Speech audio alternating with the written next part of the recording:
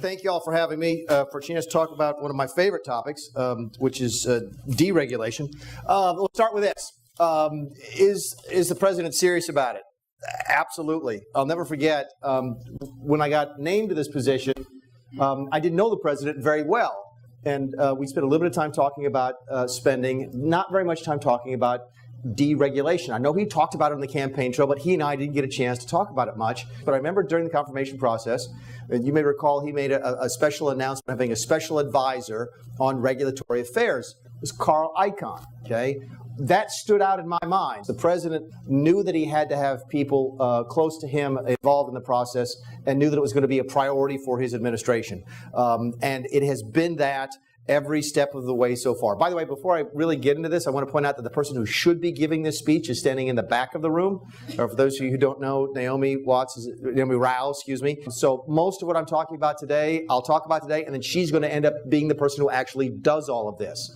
In fact, as I try and balance management and budget and regulatory affairs. By the way, I did actually toy with the idea of making her position a deputy position and trying to get the president to change the name to the Office of Management, Budget, and Regulatory Affairs, just because I think that speaks to his priorities. But we have other things to worry about, so we're not going to try and change the names anytime soon. For those of you who know what OMB does, congratulations, you're one of the few. One of my favorite descriptions, I was talking to one of my predecessors, and he said the cool thing about OMB is that nobody outside of the Beltway has ever heard of it, and very few people inside the Beltway knows what it actually does, and we like it like that. But Naomi's going to be the person running regulatory affairs for us, so where the rubber meets the road when we do this kind of stuff, she's going to be the person to do it, and I could not think of a better person to do it. Please, please, please go get confirmed. She passed out of his GAC or budget last week? His GAC last week, so we're simply waiting for her confirmation. By the way, if you're wondering if the Senate Democrat obstruction in the Senate is real, yes, it is. It's now the 1st of July, and I have none. I have none of my 6 Senate confirmed deputies have been confirmed yet, and I include Naomi in that. So anyway, I knew it was important to the president early on when he made that very high-profile name. Why is it important to the president? I will be perfectly candid with you when it comes to the future of this country. If we do not figure out a way to get back to 3% sustained economic growth, we're pretty much done for.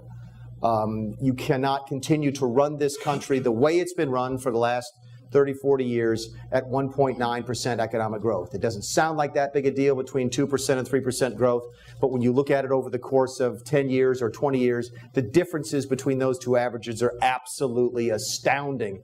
Stephen Moore wrote an excellent piece in the Wall Street Journal that detailed what the world would look like, what the country would look like 10 years on if we had 3% growth versus 2% growth. We've actually done a little bit of back-of-the-envelope analysis, the OMB, looking back as to what the world would have looked like today if we'd had 3% growth over the last 10 years. The budget very nearly would be balanced today, depending on some assumptions that you make, if we had simply had 3% growth for the last decade. We have to have that. Otherwise, I don't see a way out of the debt and deficit cycle that we are in. And I don't see an end to the debts and the deficits. People are not willing to pay for the government they have, but at the same time, we've lied to them about what government really costs. Okay? And that creates a disconnect. And the only way we solve that without tremendous social cost is to figure out a way to get to 3% growth. There are a couple of major levers you can pull as you get to 3% growth. Tax policy is the one that gets all of the attention. Okay?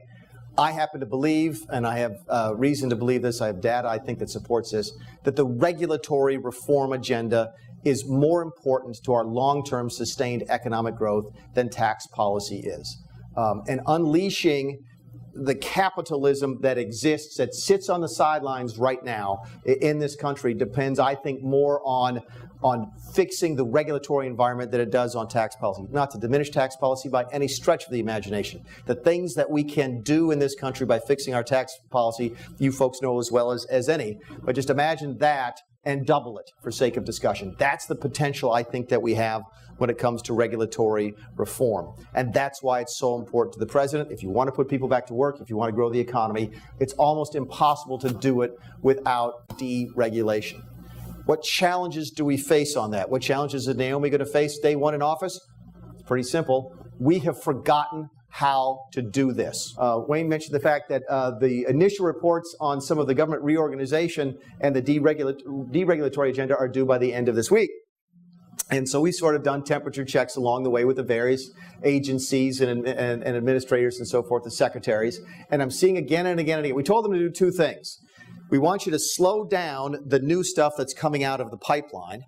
And we also want you to look back and clean the stuff off of the books. And what we found out is that we are pretty good at slowing down stuff in the pipeline. Okay? You can go to a government worker, surprisingly, and say, do less. They can do that. But to go back and look backwards and say, we want you to deregulate the stuff that you did in 1972 or 1978 or 1984, we don't do that very well. We have forgotten how to do that. Stop to think about, if you are when I say government worker, I mean the career service personnel, good folks, by the way, I got some great folks at OMB who've been here for 30 years, okay? If you came here 30 years, you got here in 1987, okay? You've never really been asked to deregulate anything. We are trying to use muscles within the federal government that haven't been used for more than a generation. And we're trying to ask people who have simply never done this before to learn how to deregulate. And it's been hard. It really has been. I take my hat off to the cabinet secretaries, many of whom, by the way, are working with folks who are not only just sort of not helping them, but are actively working against them. Put yourself in Scott Pruitt's shoes. You know, you go to any agency and there may be folks who don't necessarily know what you want to do. Scott is at an agency where people know exactly what he wants to do and they're trying to fight him at every single turn. So imagine trying to deregulate in that environment. A tremendous challenge for us as an administration, but one that we take very seriously. In fact, we decided at OMB to go first. It's easier for me because the folks I have at OMB are some of the best good government people you've ever met. I was a little concerned because I had heard about government bureaucracy. In fact, I had seen it, obviously, from my 6 years on the Hill, and I was overwhelmingly pleased when I got to OMB. I think with one or two exceptions, I've met maybe 200 and worked with 200 of the 500 people that work for me at Office of Management and Budget. I think with maybe one or two exceptions, I have no idea what their politics is. Zero. I do not know if they're Democrat, Republican, Libertarian, or don't care. What they are good government folks. And when I saw that, I said, okay, wait a second, there's an opportunity. Because if there was a group of people that we could sort of shift gears and teach how to deregulate the quickest, it would be the folks who are just interested in good government. As my friend Peter Welch, his self-described socialist or left near socialist from Vermont, I don't want to give Peter a bad name, he said, look, Republicans like small government, liberals love big government, everybody should hate bad government. And those are the people that work at OMB. And I figured there's an opportunity for us to use OMB as an example, to sort of lead by example.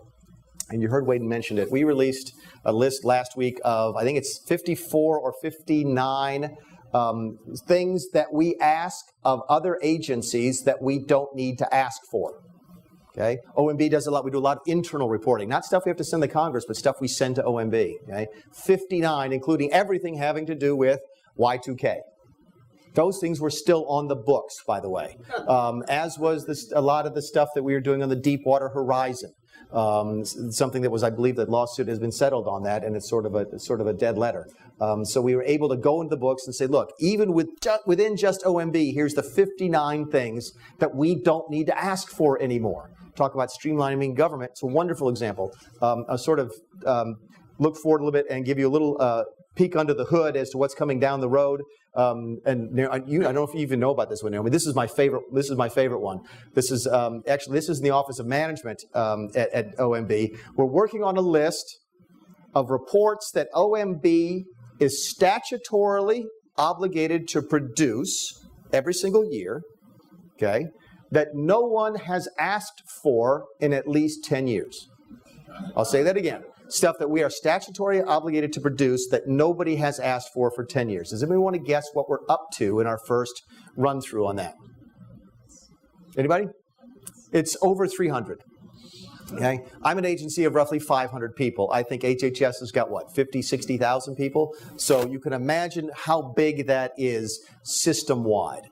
And the things that we could be doing, talk about the efficiencies in government, the savings, and even if you don't put that money towards saving the deficit, it's waste, right? It's people wasting time, which should drive my liberal friends crazy as much as it does my conservative friends. So we've been we're very enthusiastic about the opportunities that exist for us to sort of clean the decks. I won't go into the 2-for-1 thing. You all know about that. I won't go into the regulatory budget where added an additional $1 of regulatory burden. You have to get rid of $1 of regulatory burden. You'll probably know more about that than most folks, so we can talk about that during the Q&A. But I'll close by saying this, that if you're wondering if the president is serious, and listen, I know there's a lot of groups like this. There's probably folks in this room who did not support President Trump, certainly in the primaries. And you're wondering about his commitment to certain conservative principles, okay? If you're wondering about his commitment to deregulation, don't. Okay, because this is one of the things he pounds on again and again and again. If you don't believe me, go read the book, The Art of the Deal. I think there's 2 full chapters on how screwed up the government is and how all it does is get in the way. He comes by this naturally. It is not an affectation he took on to get elected. He believes that government is poorly run and needs to be straightened out, and that directly translates into a deregulatory environment that we will be running at OMB and that Ms. Rao will be running as soon as we get her confirmed. So with that, I'll be happy to take your questions for a while. Thanks for the Facebook town hall or whatever it was. So Thank you so much. Yeah. All right.